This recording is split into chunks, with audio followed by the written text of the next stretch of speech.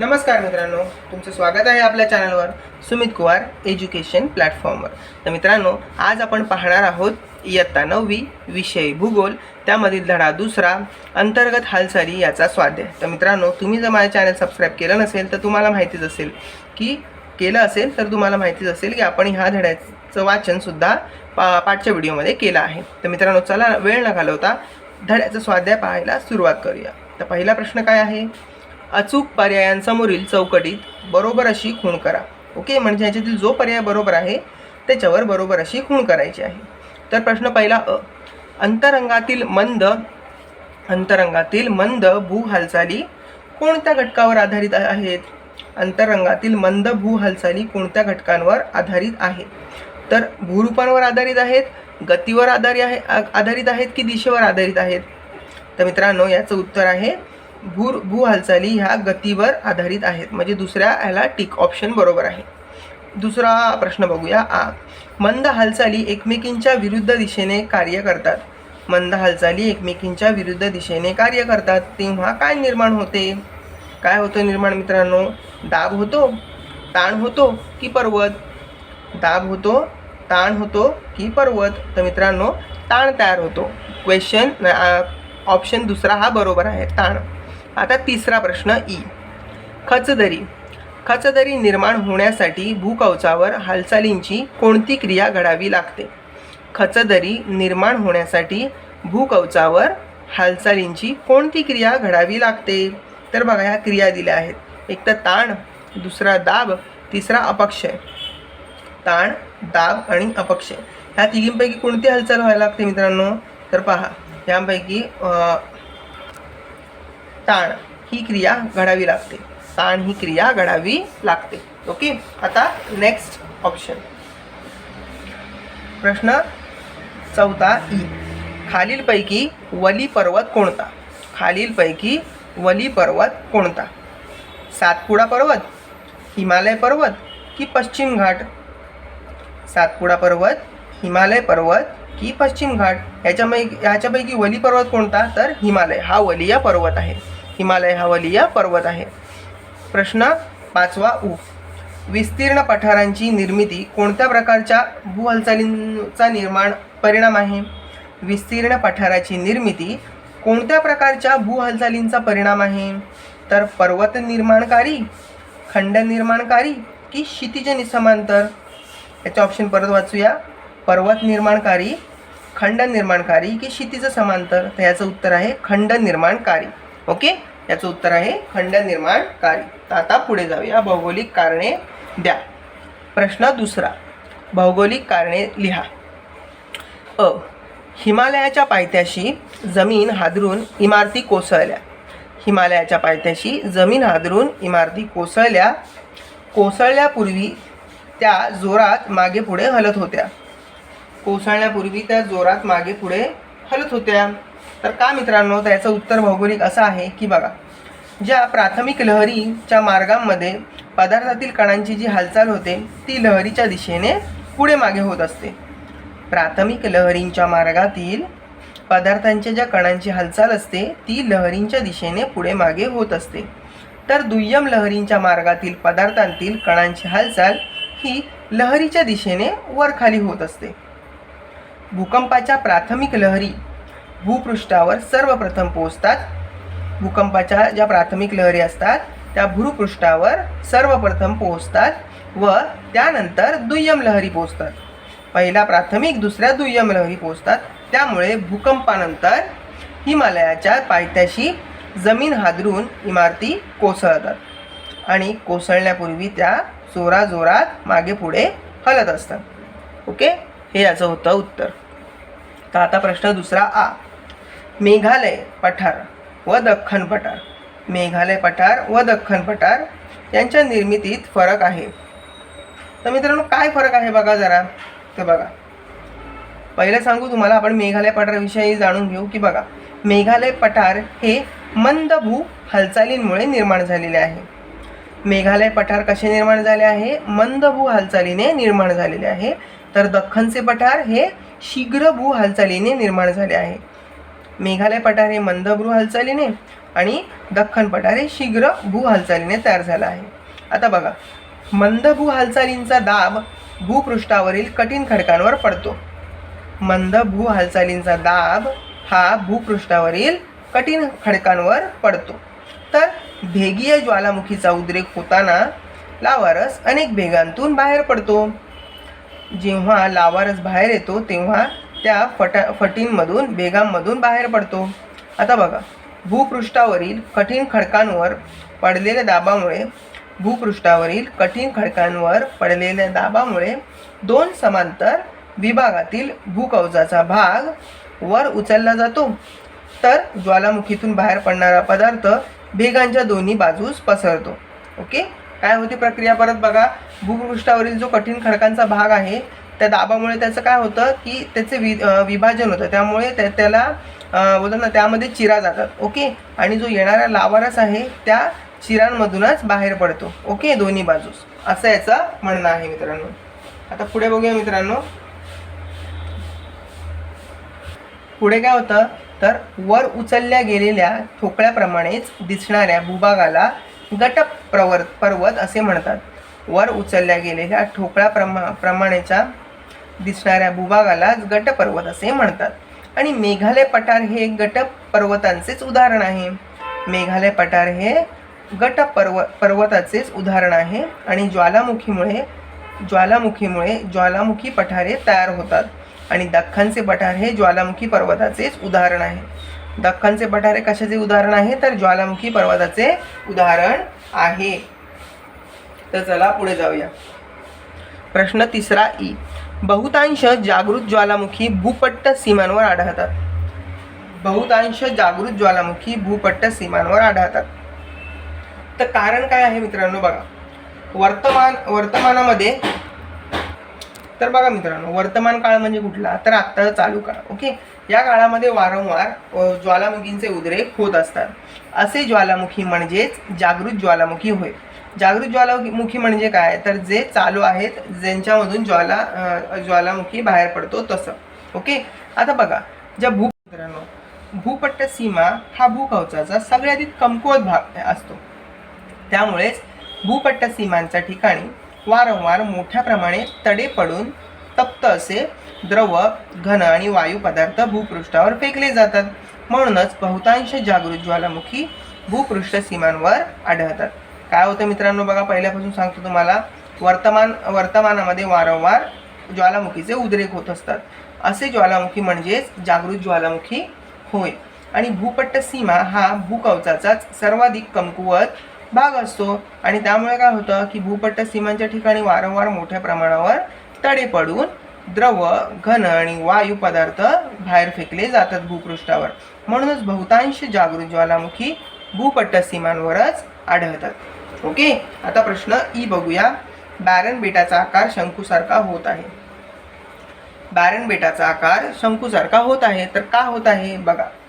अंदमान समुद्रातील बॅरन बेटावरील ज्वालामुखी हा काही काळासाठी शांत असतो व पुन्हा कधीतरी एकदम जागृत होऊन जातो.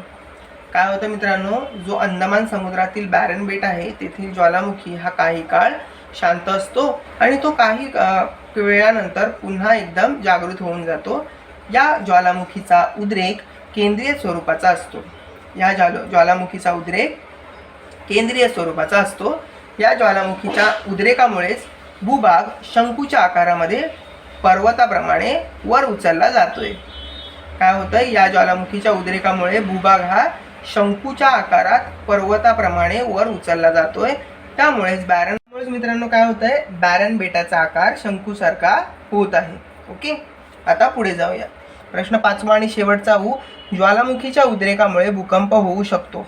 ज्वालामुखीच्या उद्रेकामुळे भूकंप होऊ शकतो. त्याचं मित्रांनो उत्तर काय आहे, भौगोलिक कारण काय आहे तर बघा.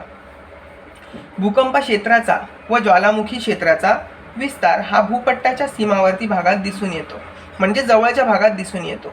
भूपट्टांची हालचाल झाल्यामुळे दाब वाढत जाऊन भूपृष्ठाखालील खडक फुटून मोठ्या प्रमाणावर शिलारस तयार होतो आणि भूपट्टाचा सीमावर्ती भागात तडे पडून हा शिलारस बाहेर पडतो व ज्वालामुखीचा उद्रेक होतो.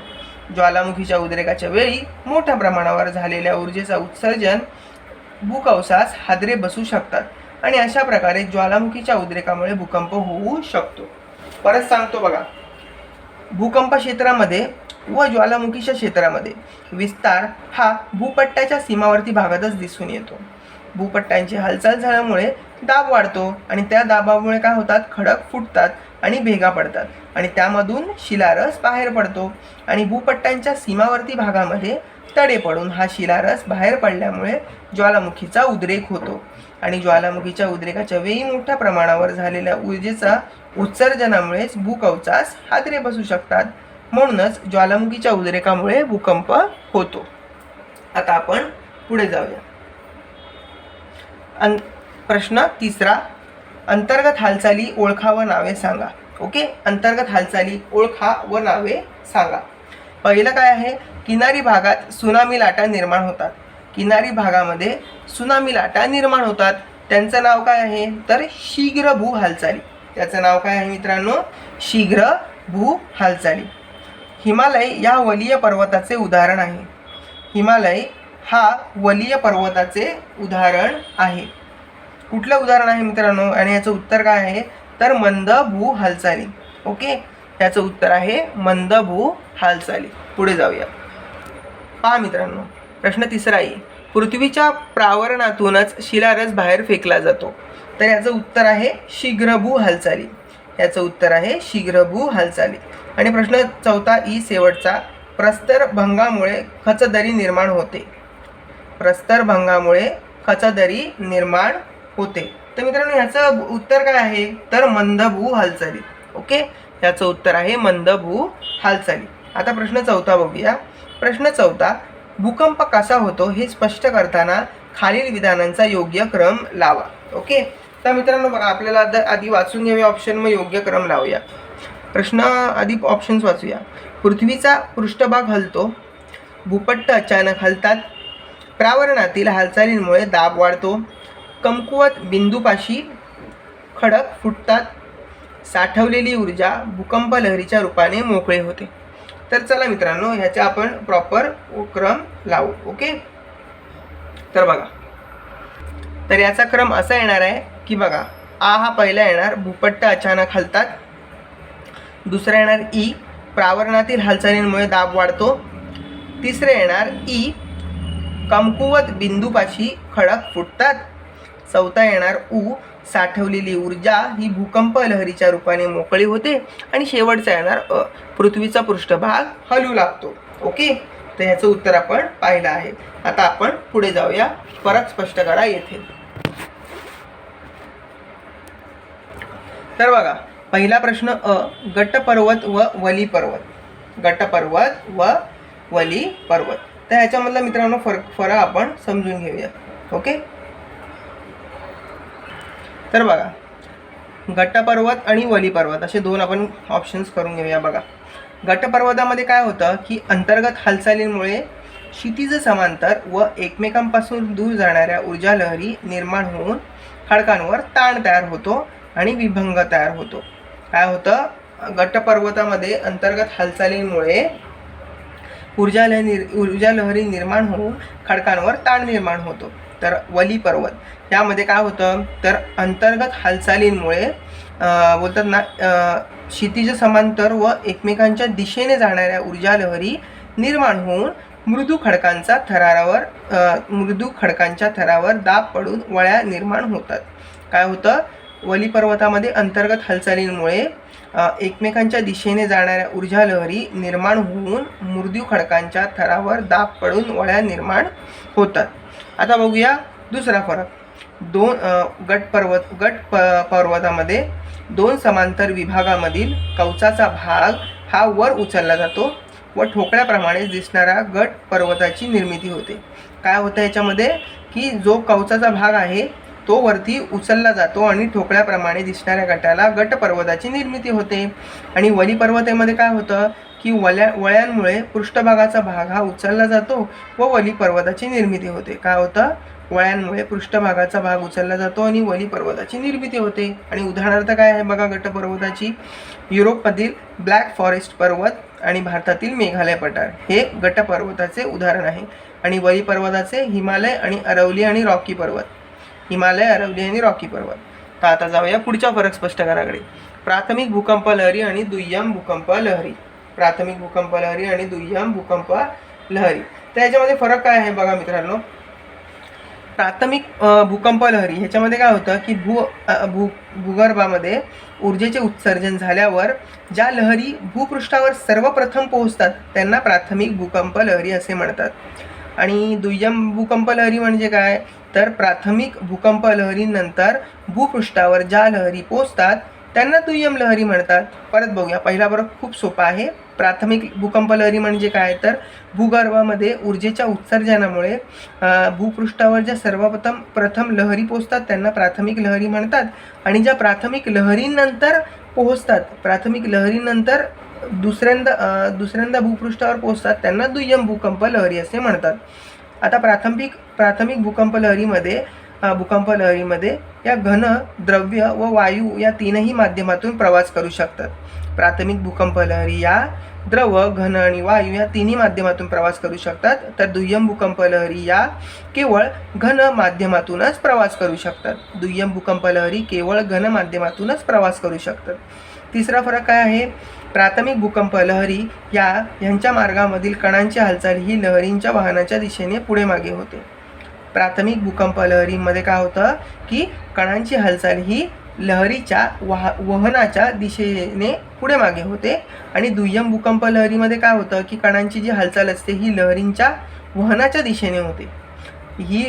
हालचाल ही लहरींच्या वहनाच्या दिशेने वरखाली होते. चला आता तिसऱ्या फरकाकडे वळूया. भूकंप व ज्वालामुखी.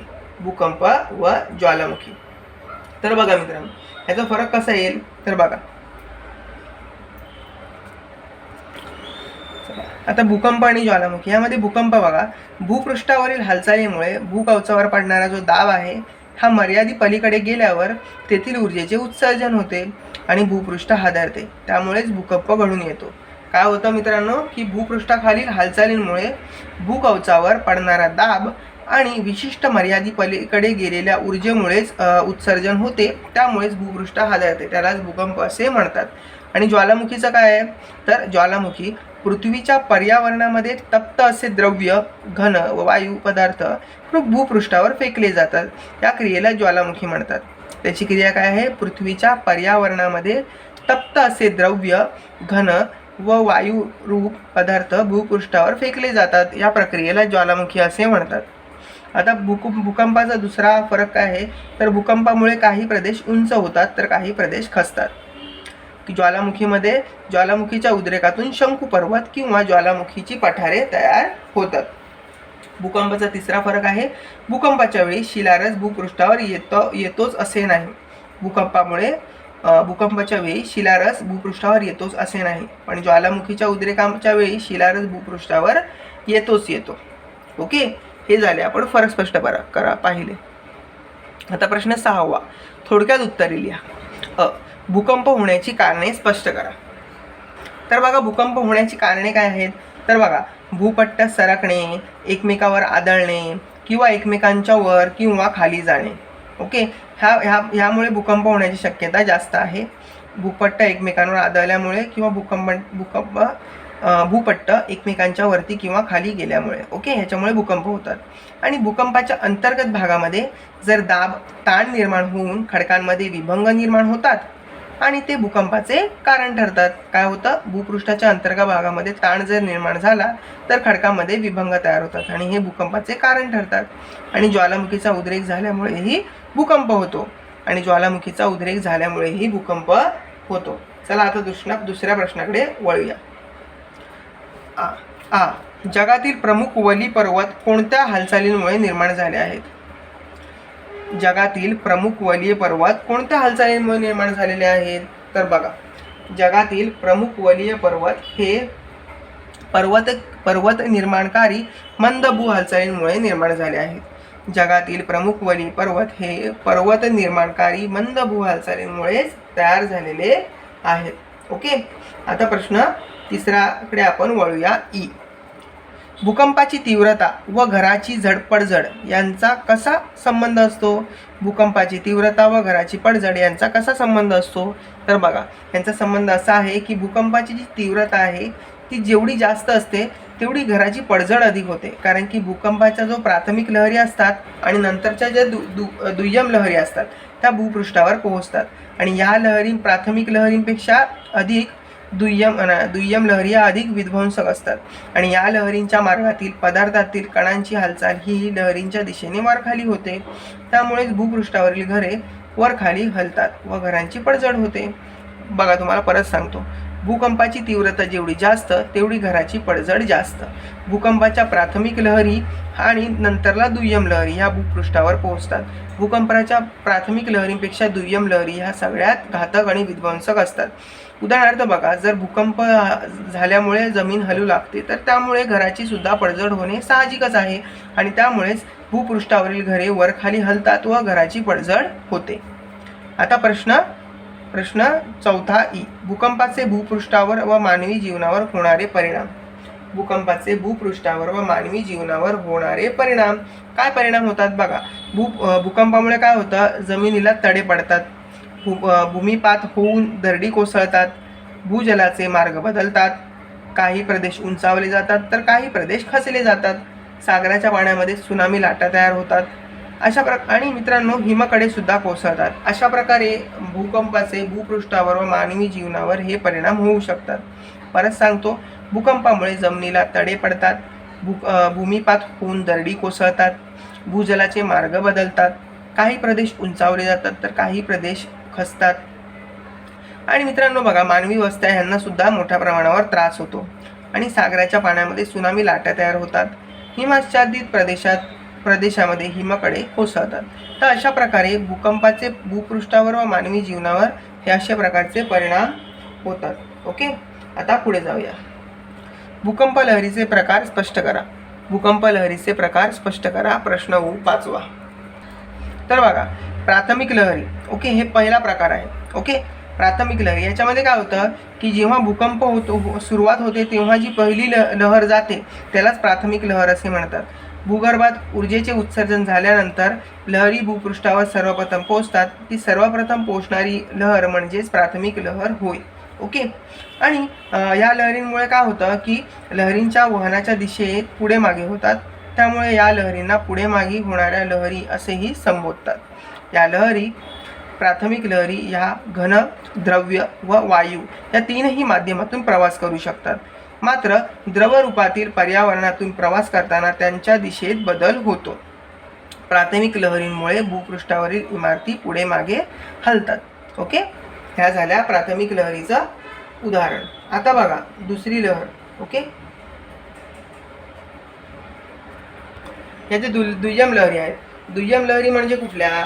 प्राथमिक लहरीनंतर ज्या लहरी येतात त्यांना दुय्यम लहरी असे म्हणतात. ओके, आता बघा ह्या दुय्यम लहरी आहेत त्या ह्या लहरीमध्ये कसं असतं की ह्या लहरीमध्ये फक्त द्रव बोलतात ना की नाभी केंद्रकापासून सर्व दिशांना ह्या पसरतात. ह्यांचा वेग हा प्राथमिक लहरीपेक्षा कमी असतो पण विध्वंसक असतो. या लहरीच्या मार्गातील खडकांमधील कण लहरीच्या वहनाच्या दिशेने म्हणजेच वरखाली होऊ शकतात आणि या लहरींमुळे भूपृष्ठावरील इमारती वरखाली हलतात आणि प्राथमिक लहरींपेक्षा या अधिक विध्वंसक असतात. परत सांगतो, प्राथमिक लहरीनंतर ज्या लहरी येतात त्यांनाच द्वितीय किंवा दुय्यम लहरी असे म्हणतात. ओके, या लहरी नाभी केंद्रकापासून सर्व दिशांना पसरतात आणि या लहरी ह्या बोलतात ना की या लहरींमुळे भूपृष्ठांवरील इमारती वरखाली हलतात आणि प्राथमिक लहरींपेक्षा दुय्यम लहरी ह्या अधिक विध्वंसक असतात आणि घातक असतात. आता बघा तिसरा प्रकार काय आहे तर भूपृष्ठ लहरी. भूपृष्ठ लहरी प्राथमिक व दुय्यम लहरी भूपृष्ठापर्यंत येऊन प्राथमिक आणि दुय्यम लहरी ह्या भूपृष्ठावर येऊन पोहोचल्यानंतर भूपृष्ठ लहरींची निर्मिती होते आणि या लहरी भूकवचात पृथ्वीच्या परिघाच्या दिशेने प्रवास करतात. या लहरी काय करतात? भूकवचामध्ये पृथ्वीच्या दिशेने प्रवास करतात. त्या अतिशय विनाशकारी अशा असतात. आता बघूया प्रश्न शेवटचा ज्वालामुखींचे सोदाहरण वर्गीकरण करा. ज्वालामुखींचे सोदाहरण वर्गीकरण करा. तर बघा, आता ज्वालामुखींचे वर्गीकरण करा. याच्यामध्ये पहिला येतो तर केंद्रीय ज्वालामुखी. ओके, केंद्रीय ज्वालामुखी. केंद्रीय ज्वालामुखीमध्ये कसं होतं की जो शिलारस बाहेर पडतो तो भूपृष्ठाच्या अंतर्गत मोठ्या नलिकेसारख्या भागातूनच बाहेर पडतो, त्यामुळेच तर त्याला केंद्रीय ज्वालामुखी असे म्हणतात. आणि बाहेर आलेला शिलारस म्हणजेच जो लावारस आहे त्या नलिकेच्या मुखाभोवती पसरतो आणि त्यामुळे त्याला शंकूचा आकार प्राप्त होऊन जातो. जपानमध्ये फुजियामा, टंझानिया यामधील किलिमांजारो हे केंद्रीय ज्वालामुखीची व त्यापासून तयार झालेल्या शंकू पर्वताचं उदाहरण आहे. तर केंद्रीय ज्वालामुखी आपण पाहिला आहे. ओके, तरी परत सांगतो तुम्हाला मी, उद्रेकाच्या वेळी जेव्हा शिलारस भूपृष्ठावर मोठ्या प्रमाणामध्ये नलिकेच्या रूपात बाहेर येतो तेव्हा त्यालाच केंद्रीय ज्वालामुखी असे म्हणतात.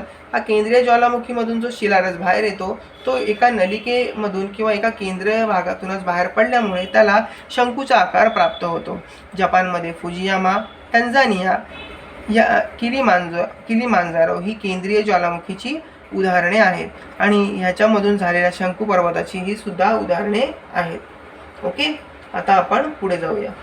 कुठला आहे दुसरा ज्वालामुखी? तर आहे भेगीय ज्वालामुखी. कुठला ज्वालामुखी? तर भेगीय ज्वालामुखी.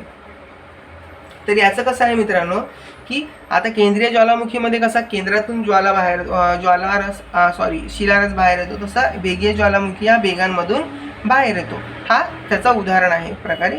उदाहरणार्थ बघा, ज्वालामुखीचा उद्रेक होताना लावारस ज्यावेळी एखाद्या नलिकेऐवजी अनेक तडांमधून बाहेर पडतो तेव्हा त्याला भेगीय ज्वालामुखी असे म्हणतात. ज्वालामुखी उद्रेकातून बाहेर पडणारा पदार्थ तंडांच्या दोन्ही बाजूस पसरतात. त्यामुळे ज्वालामुखीय पठारे तयार होतात. भारतातील दख्खनचे पठार अशा पद्धतीच्या ज्वालामुखीचेच उदाहरण आहे किंवा ते त्यामुळेच तयार झालेले आहे. ओके, आता आपण पुढे जाऊया.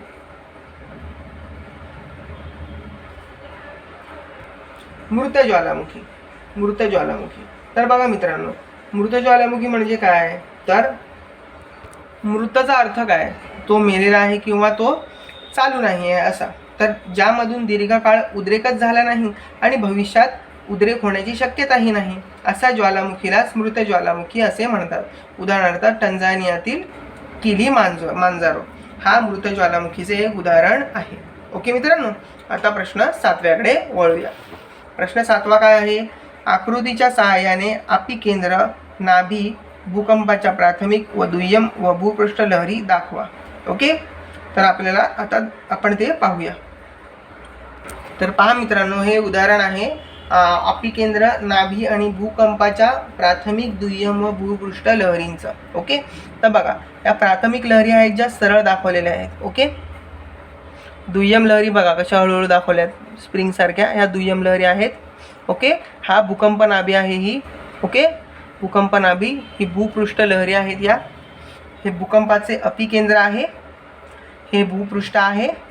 ओके, याचं आकृतीचं नाव काय आहे? भूकंप लहरींचे प्रकार. ओके, तर बघा, ही आकृती तुम्ही नीट बोलतात ना की ह्याचं निरीक्षण करा. ह्याच्यामध्ये प्राथमिक लहरी दाखवली आहे, दुय्यम लहरी दाखवली आहे, भूपृष्ठ लहरी दाखवल्या आहेत, भूकंप नाभी दाखवलेले आहे, भूपृष्ठ दाखवलेलं आहे आणि भूकंपाचे अपिकेंद्र दाखवलेले आहे. ओके, त्याचा स्क्रीनशॉट पण घेऊ शकता तुम्ही, जेणेकरून तुम्हाला उपयोग होईल स्टडीसाठी. ओके, तर चला आपण पुढे जाऊ. तर पहा, प्रश्न 8वा शेवटचा. सोबत दिलेल्या जगाच्या आराखड्यामध्ये खालील घटक दाखवा. ओके, जो आपल्याला बाजूच्याच पानावर दिलेला आहे त्याच्यामध्ये आपल्याला हे सगळं दाखवायचं आहे जे आपल्याला खाली दिलेले आहेत ऑप्शन्स. उदाहरणार्थ काय आहे? तर माउंट किलिमांजारो. दुसरं काय आहे? मध्य अटलांटिक भूकंप क्षेत्र. तिसरा माउंट फुजी. चौथा क्रॅकाटोवा. आणि 5वा काय आहे? माउंट वेसुव्हियस. 5वा काय आहे? माउंट वेसुव्हियस. ओके, तर चला आपण पाहून घेऊया. तर पहा मित्रांनो, इथे मी 5ही ठिकाणं आहेत ती बरोबर लिहून काढलेली आहेत. ओके, पहिलं काय होतं? Mount Kilimanjaro. ओके, तर हे कुठे आहे? बघा, आफ्रिकेच्या या साईडला आहे, पूर्व साईडला माउंट किलिमांजारो. ओके, दुसरा ऑप्शन कुठला होता? मध्य अटलांटिक भूकंप प्रदेश. हा बघा इथे आहे, हा मध्य अटलांटिक भूकंप प्रदेश इथे येतो. ओके, अमेरिकेच्या पूर्व भागेत दक्षिणेच्या उत्तर भागेत. ओके. आता तिसरा कुठला आहे, माउंट फुजी. हा माउंट फुजी बघा पॅसिफिक महासागराच्या इथे येतो Mount Fuji. Okay, Mount Fuji Pacific महासागराच्या इथे येतो. आणि चौथा कुठला आहे, क्रॅकाटोवा. क्रॅकाटोवा हा बघा, क्रॅकाटोवा बघा इथे येतो भारताच्या पूर्व भागेत क्रॅकाटोवा. ओके. आणि शेवटचा कुठला आहे, माउंट वेसुव्हियस. ओके, हा बघा हा युरोपच्या उत्तर भागात येतो माउंट वेसुव्हियस. ओके, तर आपण ह्याचं सुद्धा उत्तर पाहिलं आहे. तर मित्रांनो, ह्या धड्याचा स्वाध्याय कसा वाटला मला कमेंट्समध्ये नक्की लिहून पाठवा. तुम्ही चॅनलवर नवीन असाल तर चॅनल लाईक, शेअर आणि सबस्क्राईब करायला विसरू नका.